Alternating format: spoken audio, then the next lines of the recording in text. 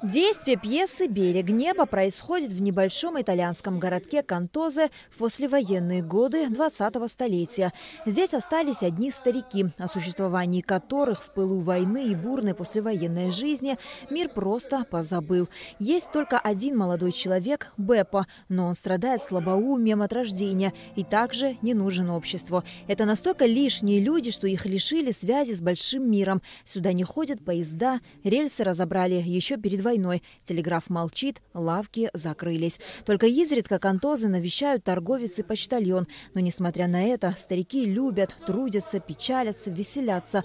Живут, радуясь случайной песне дрозда, листопаду и даже приходу смерти.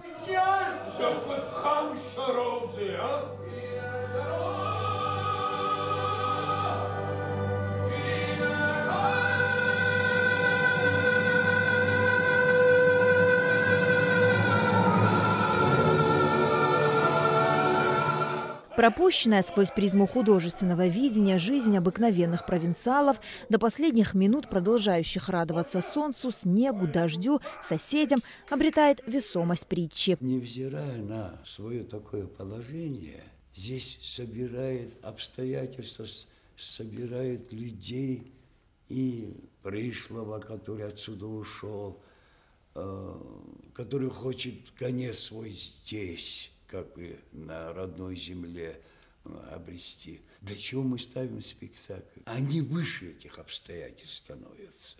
Они преодолевают в себе вот это, как бы, лирическое, перешагивает некая мужественность, что ли. И с иронией какой-то суетности, на которую тратят там, в городе.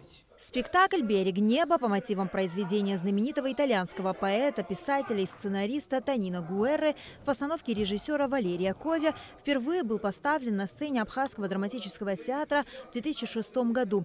К сожалению, не весь состав артистов дожил до наших дней, потому в нынешней постановке есть и введенные артисты. Один из них – Таймураз Чамагуа, актер Абхазского драмтеатра. Мой образ – это тот образ, который уехал, оставил это село, объездил весь мир, возвращается, и при этом у него там с семьей проблемы, дети разбросаны по всему миру, супруга ушла в тот мир, ему ничего не оставалось, кроме как вернуться. И он здесь, в этом селе, становится лишним. В принципе, вещь, она очень ложится на нашу тему, на нашу действительность абхазскую, послевоенную. На сцене минимум декораций. Складывается впечатление, будто это нарочно, задумка режиссера. Ведь лишние предметы будут только отвлекать от блестящей игры актеров, с которыми хочется вместе и смеяться, и плакать, словом, сопереживать.